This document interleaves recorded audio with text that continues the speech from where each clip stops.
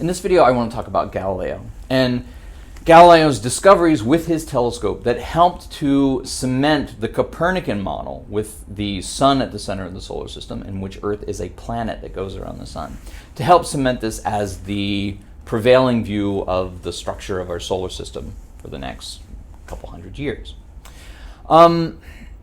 Galileo did not invent the telescope per se, but he was one of the first people to use it to look at the sky and to carefully record what he saw. Telescopes had been in use by sailors to spot land and to spot other ships for a while, but Galileo read about telescopes, taught himself how to grind lenses to focus light, and built his own telescope. Galileo's first telescopes were no better than the kind of telescope you could buy. I used to say Toys R Us, but Toys R Us went out of business a few years ago. That you could go to Amazon and order for $150. They were about an inch in diameter. They had a magnification power of 40 or 50 or so. And they were not particularly sophisticated astronomical instruments, but they were the best anyone had done at the time and the most precise optical observations anyone had ever made of things in the heavens. The first thing one of the first things that Galileo looked at was the moon. And he made these drawings. Photography didn't exist in 1609, so these are pictures that he drew himself with pen and ink while looking through the telescope. This is from a book that Galileo published in 1610 called Sidereus Nuncius. Sidereal is a Latin word that refers to stars. Nuncius means like a message, or think of the word announcement. So you can think of Sidereus Nuncius as meaning the message of the stars, or the messenger of the stars, or the announcement of the stuff I saw in the sky. And these pictures of the moon show craters. And you may think, yeah, you can see craters on the moon without a telescope, can't you? No, you really can't. You can see that there are light and dark patches on the moon, but the reason you perceive those as craters is because you have seen pictures taken through telescopes and from people walking around on the moon that show the surface of the moon. With the naked eye, all you can see is light regions and dark regions, and it was Galileo that first showed that these light regions and dark regions were craters and mountains, and you could actually see some places where a little mountain peak sticks up into the light, that the line that divides the light part and the dark part of the moon is not a straight line, it's jaggedy and follows the terrain of the moon. People before Galileo thought the moon and the sun were perfect, eternal, unchanging spheres, the way that Aristotle said things in the sky had to be. Whereas Galileo said, from observations of these spots repeated many times, I've been led to the opinion and conviction that the surface of the moon is not smooth and uniform and precisely spherical, as a great number of philosophers believe it and the other heavenly bodies to be, but it is uneven, rough, and full of cavities and prominences, being not unlike the face of the earth, relieved by chains of mountains and deep valleys. Think about what Aristotle said the things in the sky were. They were made of some substance that was not earth, water, fire, and air, because they don't move like earth, water, fire, and air. Galileo is saying, no, the moon's just a big rock. It is a big rock like the earth with mountains and valleys. This can't be true of Aristotle's picture of rocks belong here in the center of the universe. That can't be true. Both these things can't be true. He also looked at the stars. He looked at the Milky Way and saw that there were many, many more stars visible through the telescope than visible through the naked eye, which suggests that perhaps there are some stars that are further away than others. He said of the Milky Way, I have observed the nature and material of the Milky Way, which, remember, before the telescope people thought was just kind of a stripe of light across the sky. I have scrutinized it so directly and with such ocular certainty that all the disputes which have vexed philosophers through many ages have been resolved, and we are at last freed from wordy debates about it. This is more than just saying what the Milky Way is. Galileo here is making a case that careful observation is a replacement for philosophical argument. The galaxy is, in fact, nothing but a congeries of innumerable stars grouped together in clusters. Upon whatever part of the telescope is directed, a vast crowd of stars is immediately presented to view, many of them rather large and quite bright, while the number of smaller ones is beyond calculation. So, Galileo reveals that there is more to the sky than we thought, that the Milky Way is actually has structure deeper than we would have imagined. Galileo looked at Jupiter. And the first night Galileo looked at Jupiter, he saw Jupiter, and he saw a couple of little stars next to Jupiter that he just figured were stars, or one on one side and one on the other. And then the next night he looked at Jupiter and saw 3 stars on one side of Jupiter, and then 1 star that he hadn't seen before on the other side. And then the next night he looked at Jupiter and saw 4 stars all on one side of Jupiter. And he got very excited about this and decided to watch Jupiter every single night from now on to see what was going on. And he finally figured out that these 4 little quote-unquote stars were moving around Jupiter in a circle.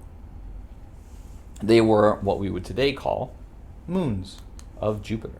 In fact, we still call these 4 moons of Jupiter the Galilean moons of Jupiter. You can see these with a cheap $150 telescope from your backyard. They are Ganymede, Callisto, Europa, and Io. We will talk about them in a lot of detail when we talk about the solar system. And they were the first satellites discovered around some planet that wasn't the Earth, discovered by Galileo. So what? What does this prove? There's 4 little things going around Jupiter.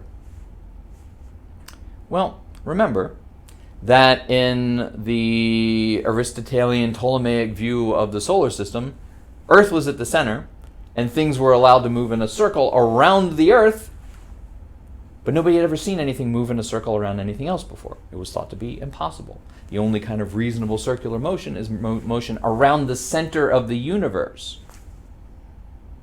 Well, that's not what Jupiter's moons are doing. They're moving around Jupiter.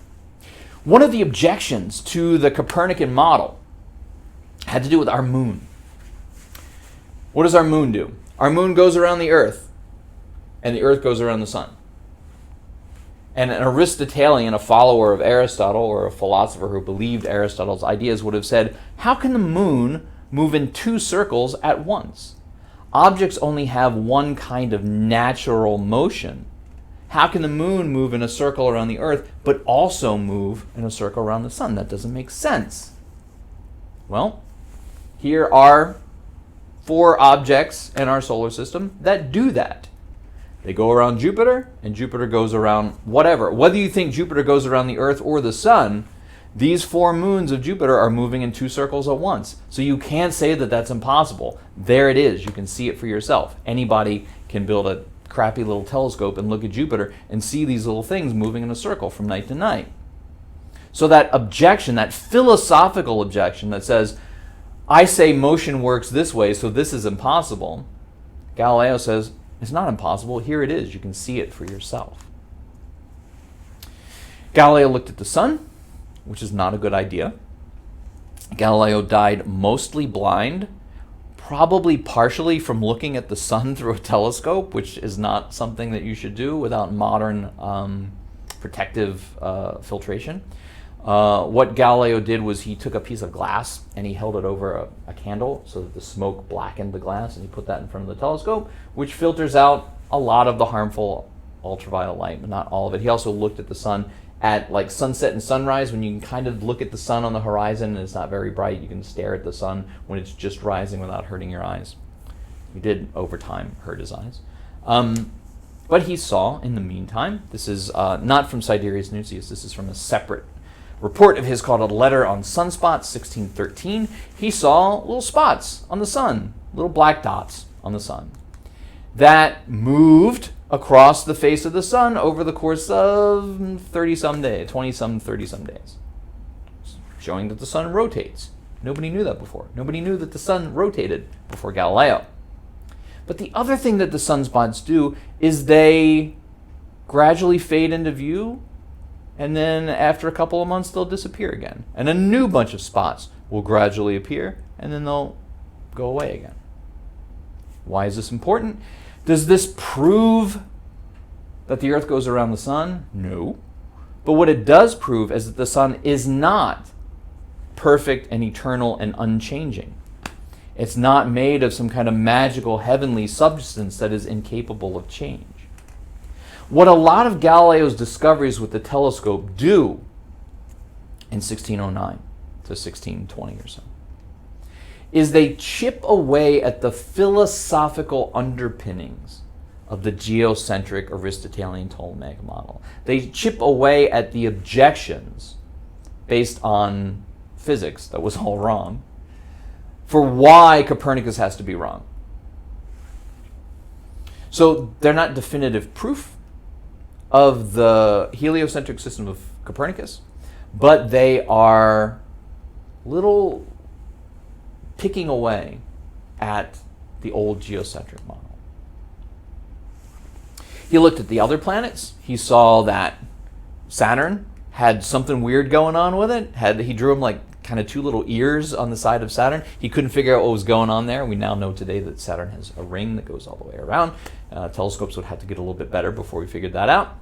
And he observed Venus. And he found that Venus, like the moon, goes through phases. There's a crescent Venus, and there's a half Venus, and there's a full Venus. Not only that, but the crescent Venus appears much, much larger than the full Venus. The full Venus is small, the crescent Venus is big. This means that Venus is lit by the sun, like our moon.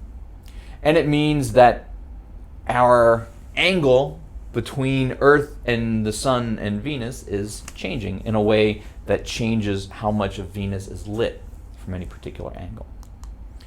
This is fairly technical to get into, but it's important because this observation is a nail in the coffin of the old Earth-centered model. This observation does not make sense in the geocentric model of Aristotle and Ptolemy and others.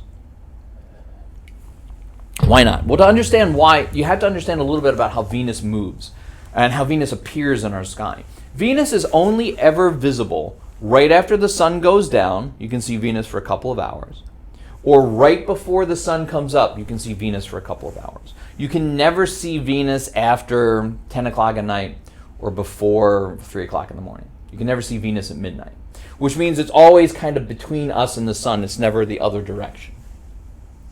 How is this explained in the old model, the old geocentric model? It is explained by Venus's epicycle being always between the sun and the Earth.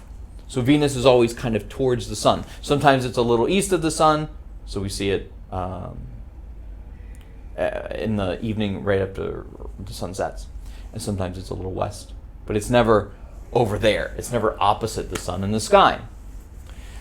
This was perfectly adequate to explain where Venus appears in the sky using an epicycle in the Ptolemaic model. But it is not adequate to explain the lighting we see of Venus, because if you look at Venus, the light side is always facing the sun, right? The side of Venus that's getting light is the side that's lit by the sun.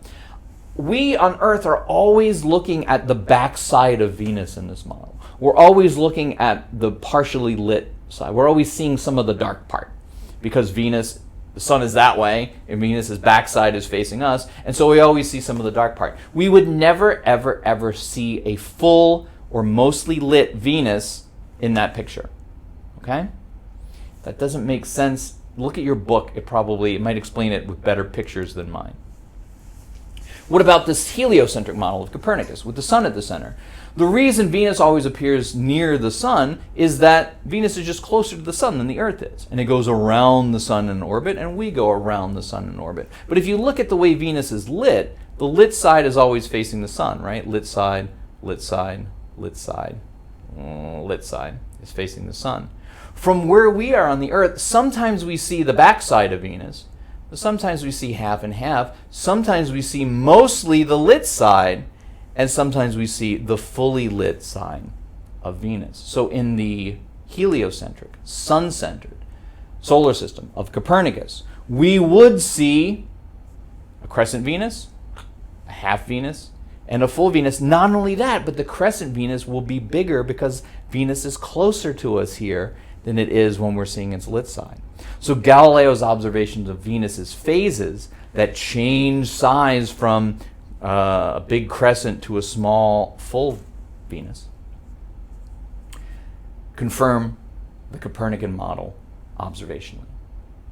It was no longer possible to ignore Copernicus's idea once Galileo published Sidereus Nuncius and the other things that he published, Letter on the Sunspots and Essay, or Galileo published other works during this time.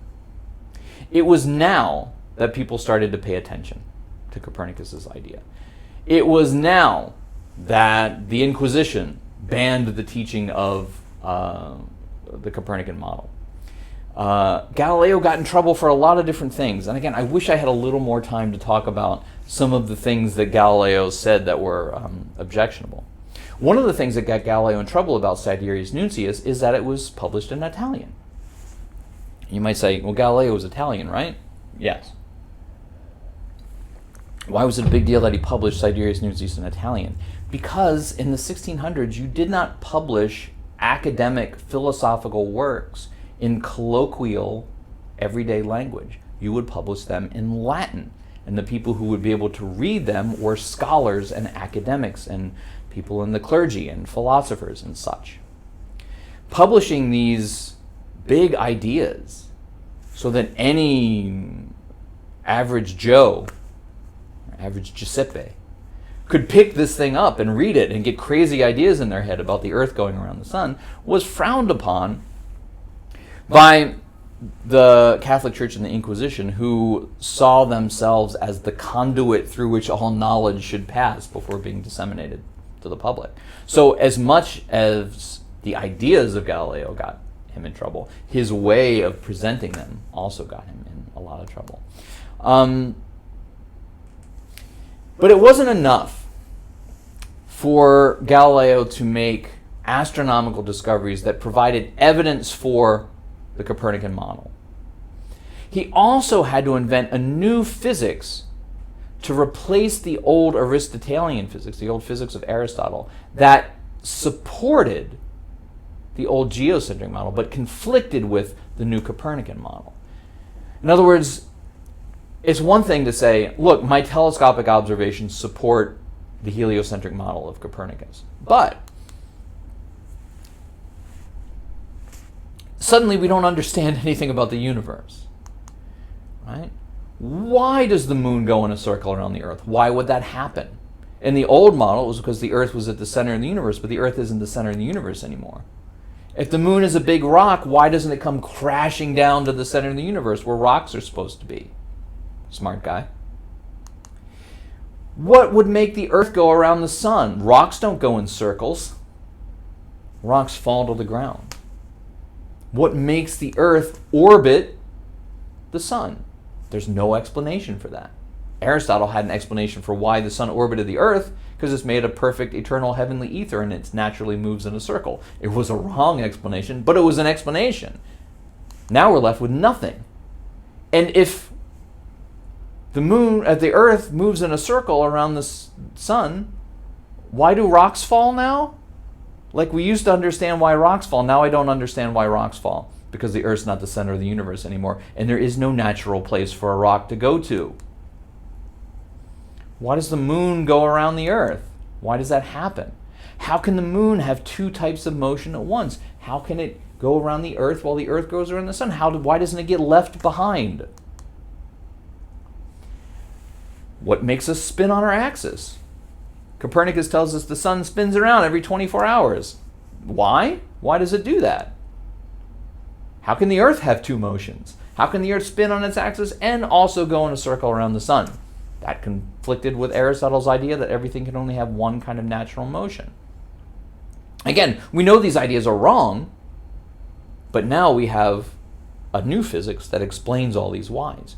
In 1609, we didn't have that new physics.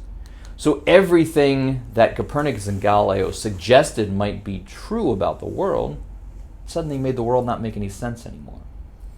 If the Earth is spinning, why don't we feel it? If the Earth spins every 24 hours, and it's at the equator, it's about 22,000 miles across. That means near the equator, you're moving almost 1,000 miles an hour. Wouldn't I be able to feel it if I was moving 1,000 miles an hour? Wouldn't there be 1,000 mile an hour wind? These are the same kind of dumb arguments made by flat earthers today that argue that the earth can't be moving. We understand physics now. We know the answers to these questions now. But someone in 1600 would have said, if the earth is spinning and I go outside and I jump up in the air, why don't I land to the west as the earth moves out from underneath me?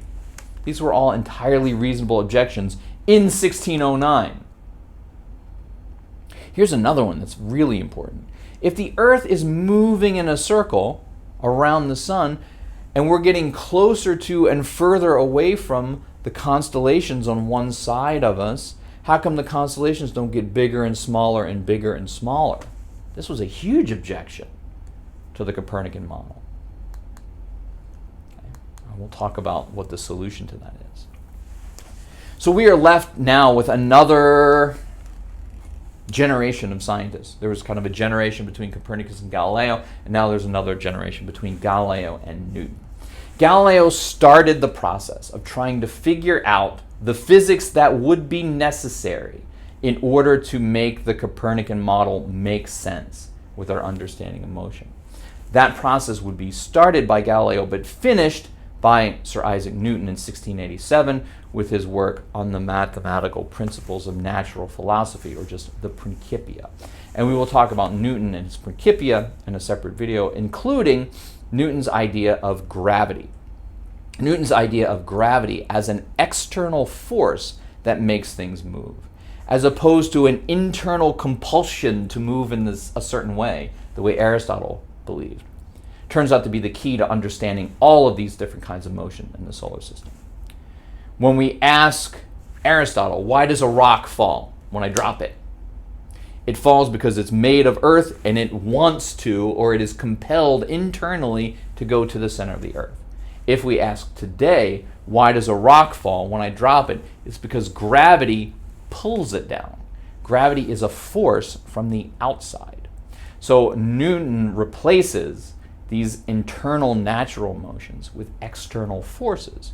The moon goes around the earth in orbit because gravity holds it in orbit. The earth goes around the sun in orbit because gravity holds it in that orbit.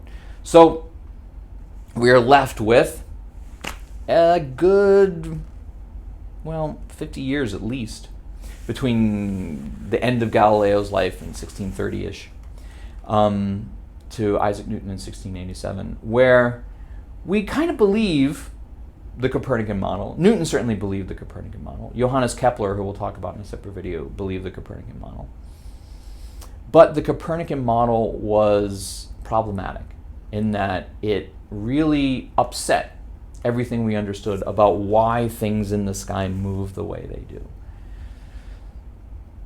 I give the same sort of lecture at the beginning of my physics classes and my astronomy classes. I give it in my astronomy classes because it's an important historical moment in the history of astronomy, but I give it in my physics classes because this is why physics was invented. If you open a physics textbook, you'll see a lot of pendulums and balls rolling down ramps and blocks and pulleys and stuff like that. And you get the idea that Galileo and Newton were super into pendulums and balls rolling down ramps and blocks and pulleys and stuff. Galileo and Newton did not care at all about blocks and pulleys and pendulums. Galileo and Newton were trying to figure out what are the actual laws of motion that explain why things in the universe move the way they do. They were trying to answer the biggest questions that could be asked about the universe in their time. And in order to do so, they had to invent a new physics to replace the old physics of Aristotle. And we'll talk about some of that new physics in a separate video.